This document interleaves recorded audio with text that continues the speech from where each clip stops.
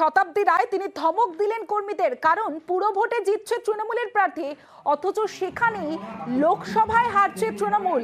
এতেই প্রমাণ কর্মীরা কাজ করছেন না। কর্মী সভা থেকে ধমক বীরভূমের সাংসদের।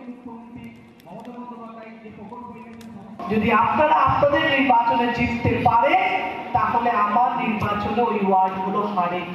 আপনার যখন বউ দাঁড়াচ্ছে কিংবা আপনার ভাই দাঁড়াচ্ছে কিংবা আপনার চাচা দাঁড়াচ্ছে কিংবা আপনার চাচি দাঁড়াচ্ছে, তখন আপনি যে সিরিয়াসলি আপনার নির্বাচনটা করছেন, ভাবছেন সেটা আপনার নির্বাচন, কিন্তু অন্যরা সেই নির্বাচন সেইভাবে না করে, তাহলে মনে হতেই পারে এবং অঙ্ক বলছে, রেজাল্ট বলছে যে সেই নির্বাচনের ক্ষেত্রে আপনারা সেই মন দেখেন। এমপি হিসেবে আমি কি কি দিয়েছি এতগুলো বছরে কারোর কোনো ধারণা আছে? আমি দাঁড়িয়ে দাঁড়িয়ে বলতে পারি, 5 জন খুঁজে পাবো না তারা বলতে পারবে। যদি আপনি আমি কি কাজ করেছি বলতে না পারে, তাহলে ভোটটা চাইবেন কি করে? শুনতে